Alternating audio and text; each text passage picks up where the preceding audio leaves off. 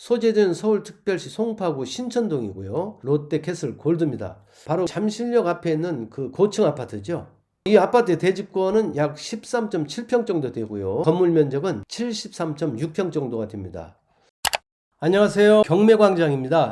최근 전세권 등기가 늘어나면서 전세권이 경매되는 경우가 나타나고 있습니다. 오늘 경매 사건은 송파구에 소재하고 있는 아파트입니다. 아파트 전세권이 경매로 나온 사건인데요. 따라서 이 사건뿐만 아니고 나중에라도 적정한 가격에 전세권이 경매로 나온다 그랬을 때는 오늘 사건을 참고해서 활용하시면 많은 도움이 될 것입니다. 자, 그런데 여러분, 이 전세권 경매가 이게 생소하다 보니까 막상 전세권 경매 입찰하고 싶어도 무엇을 어떻게 분석해서 입찰을 해야 될 것인지 그런 부분들에 대해서 상당히 관심이 있을 것으로 보여집니다. 그래서 오늘 사건을 통해서 전세권 경매 절차는 이렇게 흘러가는구나, 또 내가 어떤 것을 분석해야 되는구나, 이런 것들을 알 수 있는 기회가 되었으면 합니다. 자, 그러면 구체적으로 어떤 사건인지 자료를 통해서 한번 볼 것인데요. 특히 주의 깊게 봐야 될 부분, 여기에다 초점을 맞춰서 살펴보겠습니다.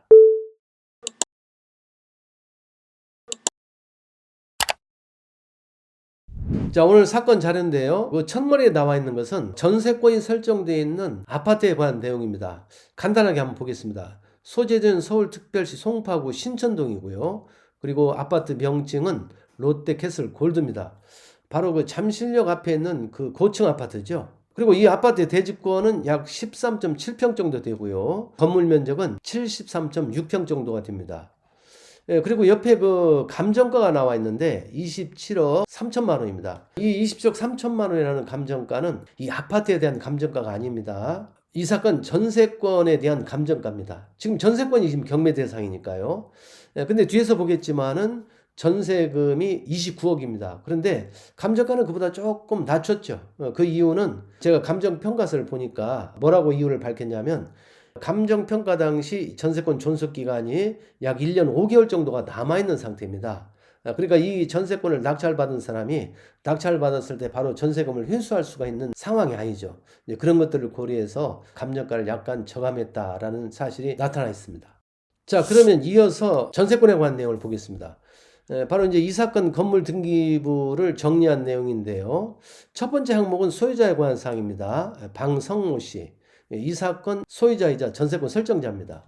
그리고 이제 두 번째 항목이 전세권에 관한 건데요.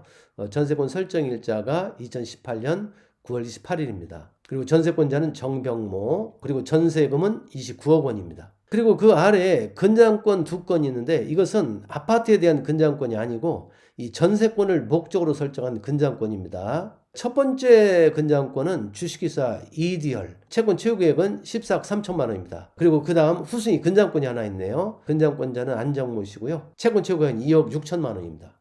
이 두 건의 근저당권은 이 전세권이 경매돼서 매각이 되면 모두 다 소멸입니다. 그래서 전세권을 낙찰받은 사람이 이 근저당권의 부담을 인수하려면 전혀 없다, 이렇게 보시면 됩니다. 자, 여기까지 해서 건물의 간단한 내역과 전세권에 관한 내용을 살펴봤습니다. 자, 그러면 구체적으로 이 전세권을 낙찰받을 때, 이 지금 부동산 낙찰받는 게 아니잖아요. 전세권을 낙찰받는 것인데, 자, 이런 때는 어떤 점들 좀 주의를 해야 될 것인지 또는 검토를 해야 될 것인지 그 점에 대해서 한번 살펴보겠습니다. 그 검토사항을 간단하게 정리하면 한 세 가지 정도로 요약을 할 수 있는데요. 첫째는 부동산 시세 파악을 정확하게 해야 됩니다. 왜냐하면 나중에 이 전세권을 내가 낙찰받은 후에 집주인이 전세금을 돌려주지 않으면 결국은 내가 전세권에 기해서 경매를 통해서 전세금을 회수를 해야 됩니다. 그랬을 때는 전세금을 회수할 만큼 낙찰가가 충분해야 되겠죠. 그런 점에서 부동산 시세 파악을 해야 되는데요. 제가 그 참고로 같은 35층인데요. 면적은 약 한 평 정도 큰 물건이었습니다만 2019년도에 그 낙찰된 사례를 보니까 32억 8천만 원에 낙찰이 된 사례가 있습니다. 자, 그렇다면은 나중에 경매를 해서 전세금을 회수한다 하더라도 전세금 29억을 회수하는 데는 큰 문제가 없다, 이렇게 보여집니다. 일단. 그러나 현재 최근 그 시세는 여러분들이 한번 꼭 더 확인을 해볼 필요가 있는 부분이죠. 그리고 두 번째로는 인수되는 권리가 있는지를 확인해야 됩니다. 이때 인수되는 권리는 전세권 자체에 대해서 인수되는 권리뿐만 아니라 부동산에 혹시 인수되는 권리가 있는가, 이것도 확인해야 됩니다. 왜 그러냐면은 전세권에 대해서 인수하는 권리가 없다 하더라도 부동산 자체에 대해서 가등기나 또는 뭐 가처분이 있거나 다른 유치권이 있거나 그랬을 때는요, 나중에 내가 전세권 가지고 경매를 신청했을 때 낙찰가가 크게 떨어질 수밖에 없겠죠. 그렇게 되면 결국 전세금을 다 회수할 수 없기 때문에 부동산 자체에 대해서 혹시 인수할 권리가 있는지 확인을 꼭 해보셔야 됩니다. 그 다음에도 전세권에 대해서도 인수할 부분이 있는지 확인을 꼭 해야 됩니다. 그리고 마지막으로 하나, 소유자가 누구냐? 개인이냐? 법인이냐? 특히 법인 같으면 나중에 임금 채권 등이 발생할 여지가 있겠죠. 그래서 좀 조심해야 됩니다. 왜냐하면 내가 나중에 전세금을 회수할 목적으로 경매를 신청했는데 임금 채권에 대한 체불이 누적돼서 금액이 크다. 그러면은 결국은 배당금에서 임금 채권이 많이 빠져나가겠죠. 그러면 전세권자가 배당받을 금액은 그만큼 충분치 못할 위험성이 있다. 그런 점에서 소유자가 누구냐 이런 것을 확인해야 되는데, 이 사건의 경우에는 소유자가 개인입니다. 물론 뭐 개인 사업을 한다고 하면은 임금 채권 부분에 대해서는 여전히 좀 염려스러운 부분이 없지 않아 있긴 한데요. 그러나 이제 법인보다는 훨씬 더 그 위험도가 좀 적다고 봐야 되겠죠. 자, 방금 이제 검토할 사항 세 가지를 간략하게 한번 정리해 봤는데요. 부동산 시세에 대해서는 아까 제가 참고로 낙찰가를 말씀드렸고요. 구체적으로는 여러분들이 이제 조사를 꼭 해봐야 된다. 자, 이렇게 해서 정리를 하고요. 그 다음에 두 번째로는 인수되는 권리인데요. 자, 이 부분은 하나 확인해야 될 부분이 있습니다. 그런데 방금 등기부를 쭉 봤지만 등기부상으로는 인수할 권리가 없습니다.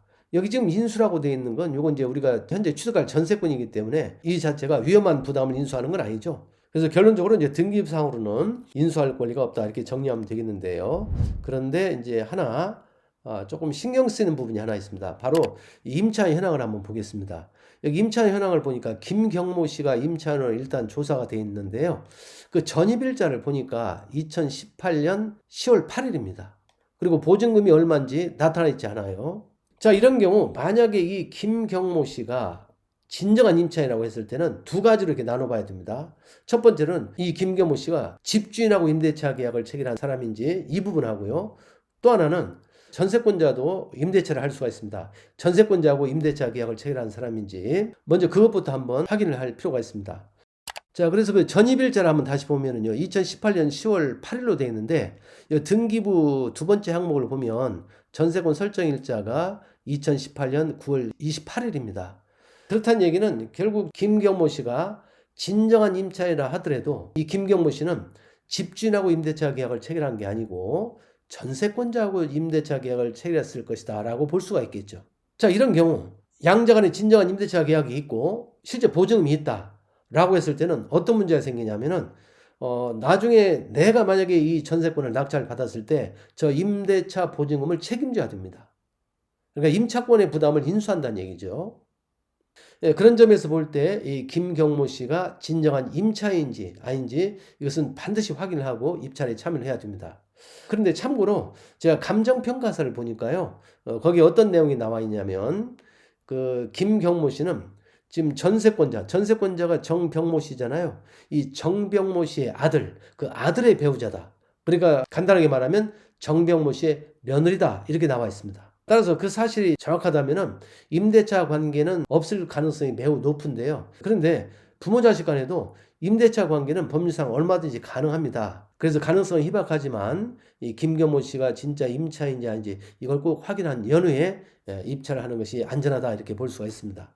자, 방금까지 말씀드린 내용을 전체를 한번 간단하게 정리해 보면, 자, 이 물건은 송파구에 있는 아파트에 설정된 전세권이 그 매각 대상이다라는 것이고요. 그리고 이 전세권을 입찰할 때에는 부동산 시세 파악을 꼭 정확하게 해서 추후에 전세금을 안전하게 회수할 수 있는지 그거 꼭 확인하시고요. 두 번째로는 인수할 권리가 있는지, 그것은 전세권 자체는 물론이고 부동산 자체에 대해서도 인수할 권리가 있으면 이건 위험한 것이다 라는 것을 꼭 유념하셔야 됩니다. 마지막으로 이제 소유자가 법인이냐 아니냐, 자, 이 부분도 좀 문제가 될 수 있는데 뭐 이 사건은 그거하고 관계없으니까 앞에 그 두 가지 부분에 대해서 정확하게 확인을 하고 입찰을 하시되, 꼭 놓쳐서는 안 될 부분이 이 김경모 씨에 대한 임차권 부분, 이 부분에 대한 확인이 꼭 필요하다. 제 개인적으로는 그 현장 가서 현장 조사를 통해서 알아보는 게 좀 필요하고요. 그런데 그게 잘 안 될 때는 여기 보면 이제 그 전세권에 대해서 경매를 신청한 주식회사 이디얼이 있습니다. 이 법인의 협조를 받아가지고 알아보는 것도 한 가지 방법이다 이렇게 볼 수가 있습니다.